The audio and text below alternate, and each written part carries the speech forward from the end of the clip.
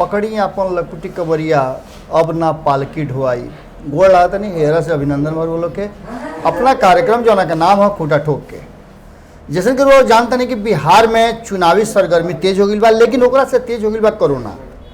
और कोरोना के तेजी के लेकर के एक तरफ जहां कहल जा रहा बा कि विपक्ष के जितना भी दल बड़े वो चुनाव आयोग से मुलाकात करी हैं, समय मांगल गई बा और एकरा बाद चुनाव आयोग से गुहार लगाई लोग कि कोरोना के संक्रमण के बढ़ते हुए देखते ओकरा बाद चुनाव के घोषणा कर जाओ, चुनाव के तिथि आगे बढ़ावल जा सकेला। अब एकरा पर का फैसला हुई तो दिगर बात बा, लेकिन जहां तक चुनाव के बात बा और जहां तक तैयारी के बात बा कि अपना अपना हिस्सा से तैयारी सब लोग को शुरू कर दिले बा। ये तैयारी में नीतीश कुमार के लेकर के एगो बहुत तेजी से रुआ लोग सुन लो कब कि इधर लगातार चिराग पासवान जौना तरीका के हमला करता ओकरा से लेकर के एनडीए में कहल जा रहा बा कि एनडीए के स्थिति बढ़िया नहीं है। हालांकि भारतीय जनता पार्टी के तरफ से सब कुछ ठीक होकर के दावा कर जाता, लेकिन भारतीय जनता पार्टी खुद कोरोना से इतना ज़्यादा परेशान बा कि वो अपना पार्टी के जो डिजिटल और वर्चुअल रैली होता रहे ओकरा के भी स्थगित कर दिले बा। ये सब बात के बीच में सबसे बड़ा चीज़ बा कि 15 साल से भारतीय जनता पार्टी अलग अलग दल के लेकर के और पालकी ढोए के काम करते रहे नीतीश कुमार के। जी हाँ, एक के पालकी ढोल कहल जाला, जना कि वो जानते नहीं खूब बढ़िया से कि भारतीय जनता पार्टी के दावा बा कि सबसे बड़ा राजनीतिक दल बा जना के संख्या बल सबसे ज़्यादा है दुनिया में बा। लेकिन ये सब बात के बीच बिहार में जब जब भारतीय जनता पार्टी आवेला तब तब ओकरा नजर आ जाले नीतीश कुमार, और नीतीश कुमार के पीछे पीछे चले खातिर वो मजबूर हो जाला। 2005 से लेकर के 2015 के बीच में या फिर 2017 के बीच में रुआ चल आई, ओकरों से आगे बढ़ी तो 2019 के साथ भी आई, तो नीतीश कुमार अपना शर्त के हिसाब से हमेशा भारतीय जनता पार्टी के अपना नीचे रख ले बा। बहुत दूर जाए के बात नहीं खेल रुआ लोग जानता नहीं, लगभग सब कोई जानता कि 2005 में कितना सीट नीतीश कुमार ले रहन और कितना सीट वो अपना साथी दल के दिले रहन, 2010 में कितना सीट ले रहन और कितना अपना साथी के दिले रहन, 2015 में एक मौका आयल जब वो भारतीय जनता पार्टी से अलग गए तो उनका बराबर के हिस्सेदार मिल गए, ऐसे पार्टी ढोए वाला बात ना भइल। और यह कारण रहे कि बीच रास्ता में नीतीश कुमार अपना के अलग कर ले कि उनका पता रहे कि बहुत लंबा समय तक की पालकी तेजस्वी यादव और तेज प्रताप यादव उनकर नाट हुई हैं।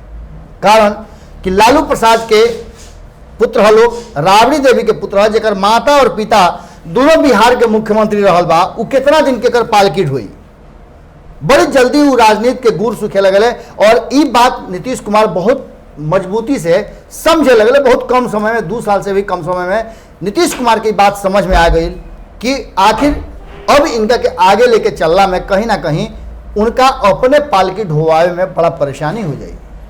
ऐसा स्थिति में उनका पालकी से बाहर भी आवे के पड़ी।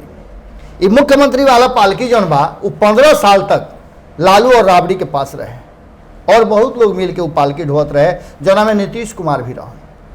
वक्त के साथ सब कुछ बदलेला। अब स्थिति ये बा कि 2019 के बाद वालों से कहते रहे कि एक बार फिर से 2017 में नीतीश कुमार अपन पुरान पालकी ढोए वाला भारतीय जनता पार्टी के याद कैले और वो खेमा में फिर से वापसी हो गई और भारतीय जनता पार्टी उनकर पालकी ढोए खातिर तैयार हो गई। धीरे धीरे पालकी ढोत ढोत 2017 से 2019 के समय आई और नीतीश कुमार एक बार फिर से भारतीय जनता पार्टी पर दबाव बनैले और दबाव बनला के नतीजा भइल कि लोकसभा चुनाव में भी वो खुद से अपना हिस्सा में ज़्यादा सीट रख ले, यानी कि बराबर बराबर के समझौता कैले।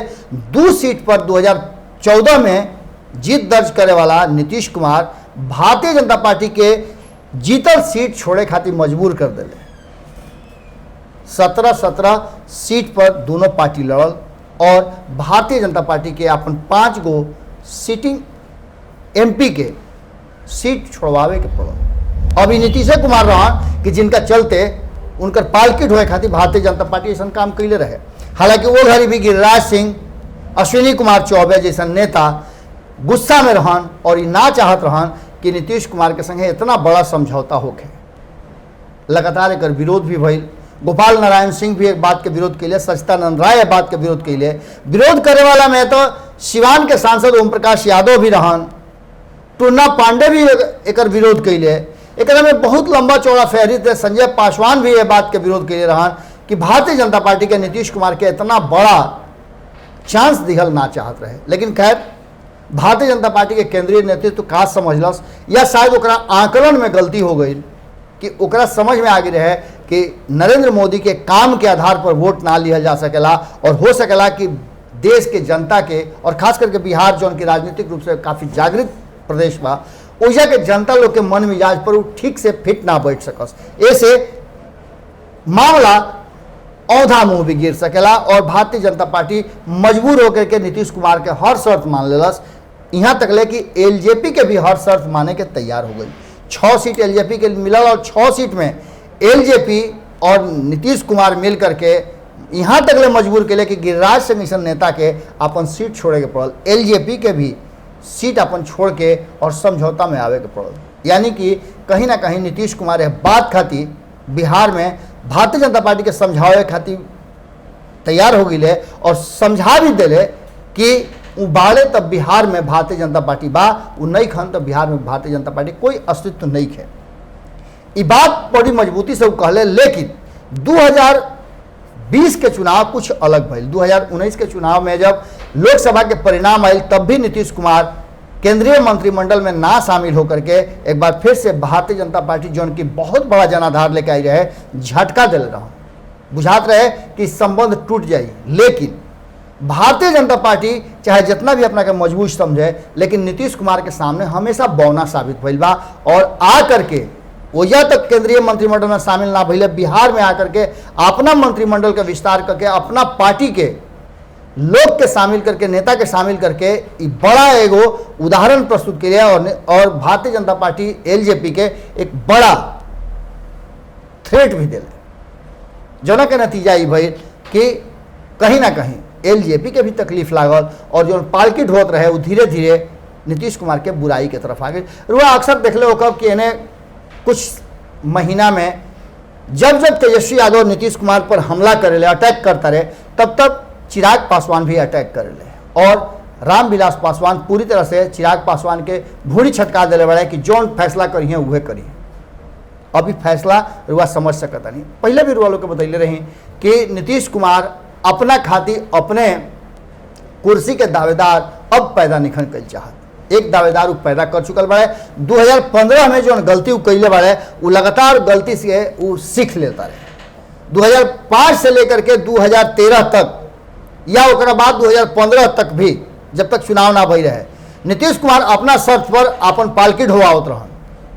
कोई भी मुख्यमंत्री के दावेदार पैदा ना होते रहे और ना भारतीय जनता पार्टी में केहू के पनपे दिले जो कि अपना के मुख्यमंत्री के उम्मीदवार और दावेदार कहे। जब जब कोई सर उठावल तब तब ओकरा के वो खेमा से बाहर कर दिले और भारतीय जनता पार्टी भी उनका पर दबाव बना करके मजबूर कर दिलस कि वो फिर दोबारा मुख्यमंत्री के सपना न देखस। एकरा में साथ उनकर सुशील मोदी के जबरदस्त मिलल। कहल यहाँ तक ले जाला, बहुत लोग कहला कि जब तक सुशील मोदी बाड़े तब तक बिहार में कोई भी मुख्यमंत्री के उम्मीदवार के रूप में सामने ना आ सकेला। उप मुख्यमंत्री के एकमात्र पद खातिर सुशील मोदी भारतीय जनता पार्टी में कोई के पनपे ना दिले। अब रुआ सुनले भी हो कब कि जब जब कैंपेन चलल कि गिरिराज मुख्यमंत्री, तब तक गिरिराज सिंह संट हो गए और एक एक जबान पर उनका लगाम लाग गई। अब तो गिरिराज सिंह बोलल भी बंद कर दिले बड़े, केंद्रीय मंत्री भी बाड़े और हार्डकोर नेता कहल जाले, लेकिन वो चुप्पी साध ले बड़े। अश्विनी चौबे के साथ भी एक तरीका के कुछ बात जो ना के लेकर के वो भी चुप रहे ले। पहले वो भी बहुत जबरदस्त बोलत रहन। रुआ याद है कि नीतीश कुमार के सरकार में रह करके भी अगर मुखर होकर कोई बोले वाला व्यक्ति रहे तो वो रहन अश्विनी कुमार चौबे। बिहार में 2005 से लेकर के 2013 तक जब तक नीतीश कुमार रहन तब तक अश्विनी चौबे अपना शर्त पर राजनीति कैले और जब जब जरूरत महसूस भइल तब तब नीतीश सरकार के कटघरा में खड़ा कैले रहन, जना के हमेशा मलाल नीतीश कुमार के रहल, सुशील मोदी के भी रहल, पर कुछ कर ना सकत रहे लोग, ऐसे कि बहुत बड़ा नेता रहन। अब हालात ये हो गई बा कि जेडीयू में भी पालकी ढोए वाला लोग अब उतना मन मिजाज से नहीं खे। रुआ याद हुई कि कोरोना संकट से पहले और जब 2019 में दोबारा मोदी पार्ट 2 के शुरुआत भई, कुछ नेता नीतीश कुमार से गुस्सा में रहन, कुछ एमपी गुस्सा में रहन, जना में आरसीपी सिंह और ललन सिंह के नाम बहुत तेजी से लिखल जात रहे कि इ पूरा मन बना ले रहन, कुर्ता पैंट सिवा ले रहे लोग कि मंत्रिमंडल में शामिल हो लो, लेकिन नीतीश कुमार के फैसला के आगे ये लोग के एक ना चलल और मंत्रालय ये लोग के ना मिलल। एक बाद जो स्थिति सामने आई वो स्थिति में धीरे धीरे ये लोग अब दिल्ली के तरफ रुख कर ले रहे हैं और बिहार में नीतीश कुमार के पास नया नया लोग या फिर कहल जाओ कि एक नया टीम विकसित भइल। वो टीम में अशोक चौधरी और संजय जायसवाल के एंट्री भइल और ये नया टीम नीतीश कुमार के दायां और बायां हाथ कहे लागल। लेकिन ये कितना दिन तक चली? पुरान राजनीतिज्ञ और नीतीश कुमार के एक एक एक्शन से वाकिफ रहे वाला ललन सिंह और आरसीपी सिंह पुनः कोरोना के काल में ही एंट्री कैले और एंट्री कैला के बाद फिर से नए सिरे से जदयू के कार्यवाही और कार्यप्रणाली शुरू हो गई। फुल एक्शन में अपना संगठन के अपना हाथ में लेकर के आरसीपी सिंह काम शुरू कर दिले और जन पालकी लेके ढोए खातिर तैयार रहे लोग वो लोग के आस्ते से कुर्सी से अलग कर दिहल गई। वो लोग के इंतजारे रह गई और 2020 के जो पालकी सत्ता के गलियारा तक मुख्यमंत्री के कुर्सी तक ले जाए वाला रहे ओकरा में से लोग के छटका दिहल गई। पालकी ढोए के 4 आदमी के जरूरत रहे, 5 लोग के पंचरत्न के टीम घूमत रहे अगल बगल में। रुआ याद हो कि 2015 में पालकी लेके चले के दावा कैले रहन प्रशांत किशोर। उनका के कैसे पालकी ढोला के बाद बीच रास्ता में ही पार्टी से भी अलग होके पड़ल, बेइज्जत भी होके पड़ल और उनका सारा कैल धैल पानी हो गई रहे। वैसे ही आरसीपी सिंह और ललन सिंह 4 सदस्यीय टीम बनौले जना में विजेंद्र यादव के एंट्री भइल और पुरनिया होते हुए भी वशिष्ठ नारायण सिंह को में एंट्री करावल गई। कारण कि वो थोड़ा का सहारा दी हैं तो ये दोनों आदमी पालकी खींच करके मुख्यमंत्री के कुर्सी तक लेके चल जाई लोग। लेकिन जवान के जरूरत रहल हा और जवान लोग पालकी ढोए खातिर जब पूरा मजबूती से पूरा कंधा बल तैयार रखले रहे तौना घड़ी संजय झा और अशोक चौधरी के आस्ते से किनारे करके 2 गो बुजुर्ग पुरनिया लोग के ले आकर के आरसीपी सिंह और ललन सिंह खड़ा कर दिले। हालांकि ललन सिंह और आरसीपी सिंह भी बहुत जवान नहीं लोग ये दोनों इंसान, लेकिन यह बात के दावेदारी और हिम्मत बहुत मजबूत कैले वालों कि अब की पालकी जो बा वो फिर एक बार मुख्यमंत्री के कुर्सी तक लेके चल जाए। लेकिन एकरा में भी भीतरिया में बहुत सारा बात चल रहा बा, कहल जा रहा बा कि बड़ा एजेंडा बा अब की नीतीश कुमार के पालकी भारतीय जनता पार्टी बीच रास्ता में छोड़ दी। हालांकि चिराग पासवान तो पालकी छोड़े के घोषणा लगभग कर चुकल बाड़े और उनकर कहना बा कि अब असही सेतिया में पालकी ना ढोवाई। कारण कि नीतीश कुमार जब जब सटत रहे तब तब आपन कुर्सी आपन लोग उनका चिन्हात रुए, लेकिन एलजेपी ऐसा पार्टी के उनका लगे कोनो स्थान नहीं खे।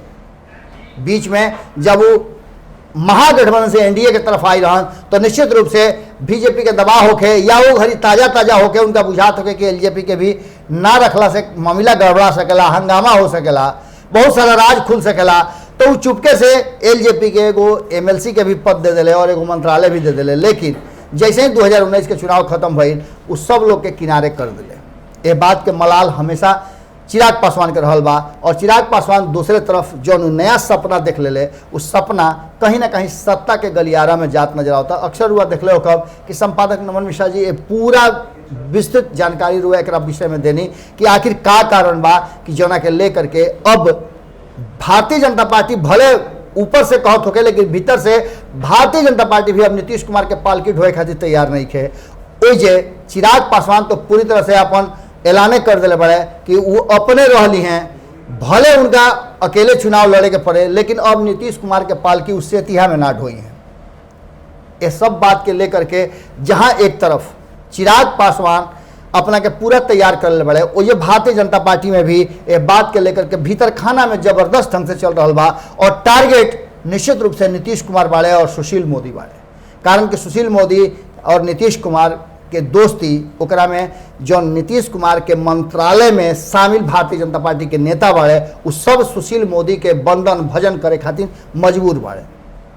अगर कोई कुछ करी तो तुरंत उनका पर एक्शन भी होता और हर कोई पर कहीं ना कहीं अधिकारी के द्वारा निगरानी जबरदस्त ढंग से रखल जाता। यह सबसे अच्छा बा कि काहे ना मिलजुल करके सब कोई अपन अपन पालकी लेके चलो और नया पीढ़ी के नया लोग के साथ नया सोच के साथ बिहार के विकास के तरफ लेके चलल जाओ। अब यह एजेंडा पर बहुत सारा काम हो रहा बा और ये एजेंडा पर नीतीश कुमार के सचेत होके के समय भी आ गई बा। कारण और सचेत बाहन भी जो ना तरीका के वो रणनीति बना रहा है। और वह देख होगा कि वर्चुअल रैली जब बीजेपी करता तो जदयू भी कर रहा बा।